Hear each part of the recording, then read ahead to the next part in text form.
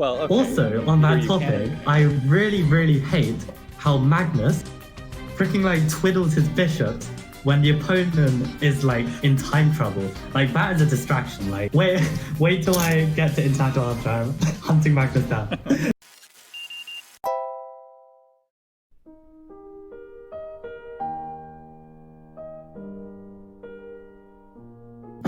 If you didn't know, basically me and Dylan have an exam on Friday. Exam on Sunday to get a norm to become a FIDE Arbiter. And we have set each other questions, which we've been going through.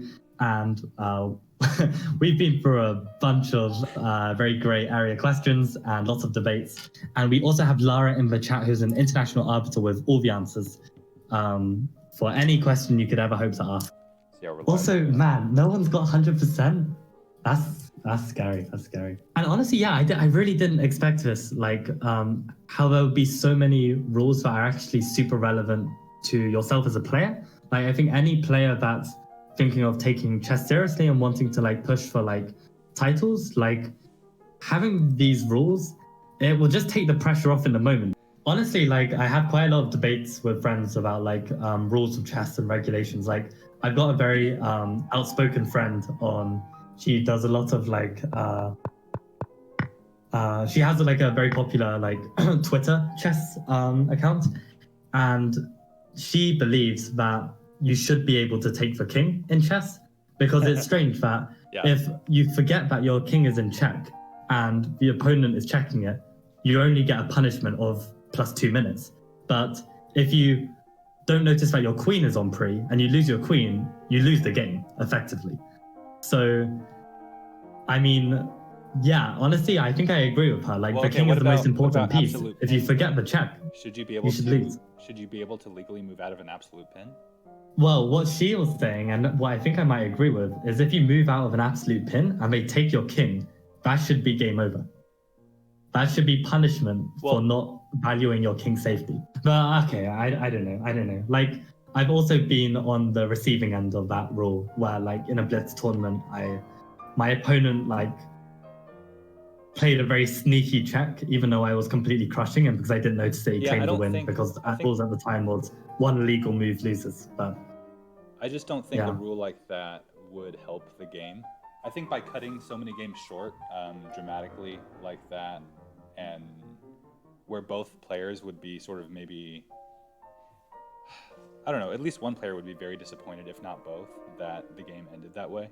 I think I disagree. I mean, it's the same with like hanging a queen.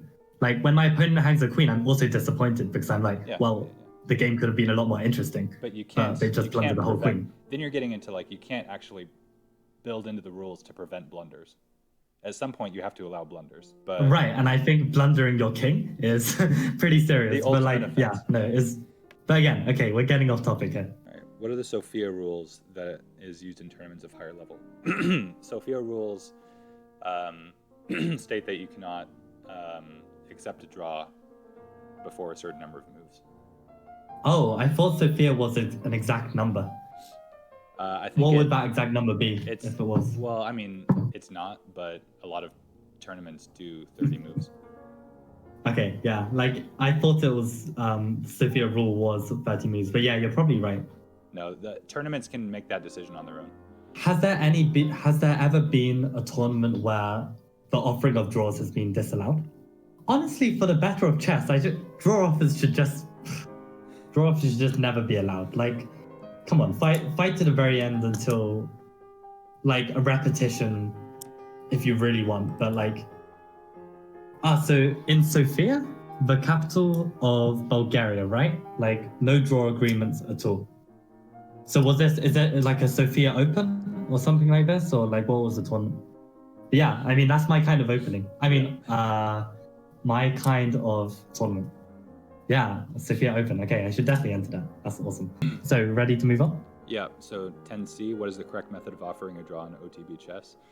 Well, it depends on the method. If it's a draw by threefold, then you would write down the move that would make it a threefold. And then stop the clock. Okay. I just mean like offering a draw in general, like not because of the position. Yeah, so you're supposed to play the move, then offer the draw verbally, and then hit your clock. Yes, correct. Don't mistake offering and claiming. Yes, exactly. So, Dylan, what you were saying about the threefold repetition, that would be an instance of claiming a draw, not offering a draw. So, I see. Big difference. You're right. And make sure to spot that in the exam.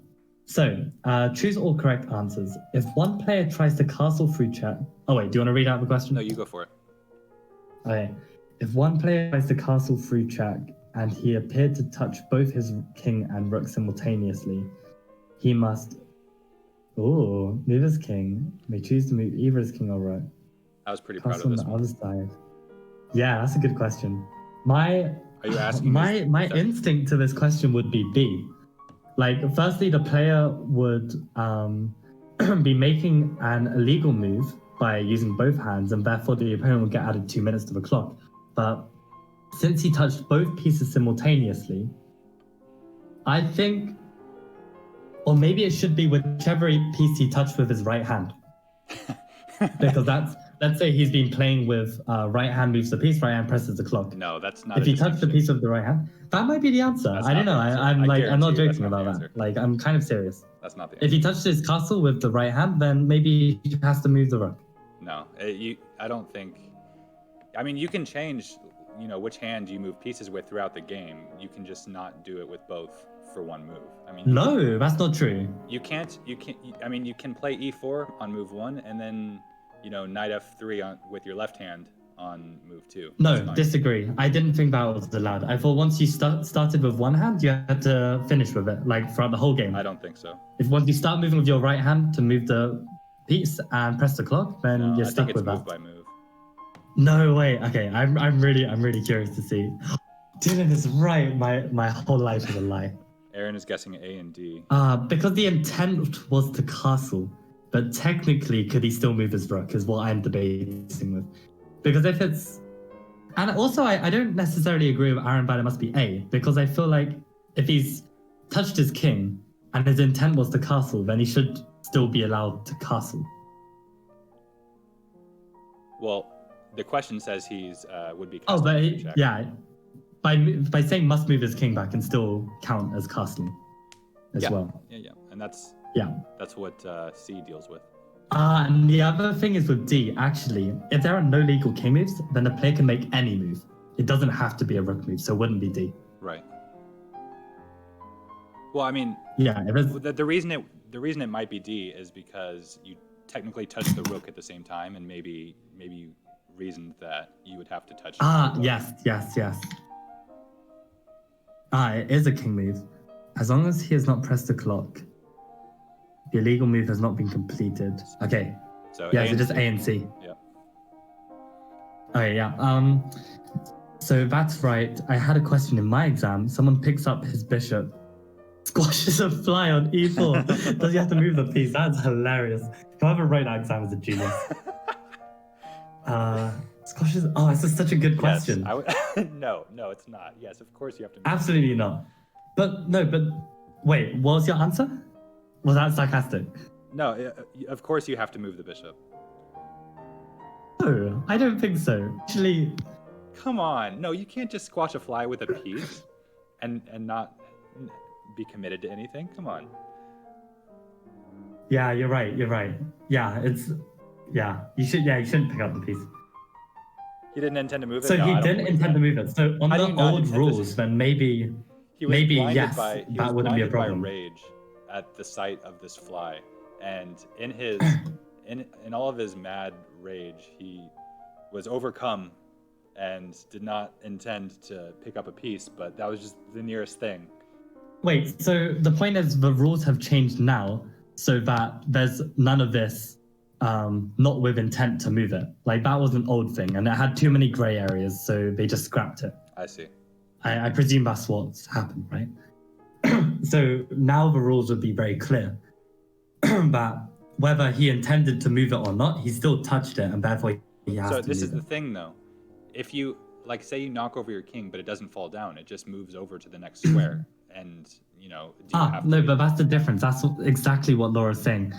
Now the laws would say that he had to move any piece he intentionally touched. So if you knock over a piece, you didn't intentionally touch it. Okay, so but intention if you is still part of the accidentally equation. move a piece of the square, that is still intention of touching it. So like squashing a fly. I thought you were saying the new law took intention out of the equation, but it doesn't. No, it takes intentionally moving a piece out of the equation, but not intentionally touching a piece. Yeah. If you intentionally touch a piece to squash a fly, or you intentionally touch a piece and move it to the wrong square thinking it was a queen, not a king, you've still intentionally touched the piece, therefore you have to move it. And I think that's a much better rule. I'm glad it's changed. Can't have my opponent squashing flies in the middle of a game with a piece. Like, no. Unacceptable. No. But you can squash a fly on a square where you do intend to move it. And that would be a very fortunate. Yeah, if you're gonna play like queen b6, squash it with the queen. Then you have to move the queen. Yeah. When you move it to b6, even like a boss. better if there's a fly there. Yeah, exactly. If you brush past a piece, you don't have to move it. I think you should automatically win if you take a life with one of your pieces. Even better, you squashed a fly and give checkmate. You should be automatically granted the GM title. Okay, now let's move on. So there's an easy shortcut to this, which I could show you, Michael, to figure out which. Okay. The shortcut is just add the numbers, because the number of moves is equal to the number of seconds in a minute, so you don't have to do any math. Wait, how does that work? So you multiply by 60, then you divide by 60, so you're not really doing anything. What? So wait. So whoa. If you're looking at C, 5 seconds. There's 60 moves in a game, so you multiply by 60, and then you divide by 60 because there's 60 seconds in a minute. So that's how many minutes you're adding to the original time. So 3 plus 5, that's all you need to do. Holy crap! That's awesome. Oh, that's so clever. That's so clever. Yeah. So what are C and nice. D? So the answer is blitz to everything. Yeah, I guess so. Damn. I can't believe that works. That's mind blowing. Okay, never mind. Hey, how's it going, guys? Just a little update for you after the fact. So Michael and I did end up passing our ECF Arbiter exams. We both did very well, so now we are both ECF Arbiters.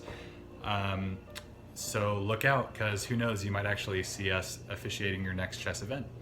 All right, bye for now. Remember, with great power comes great responsibility.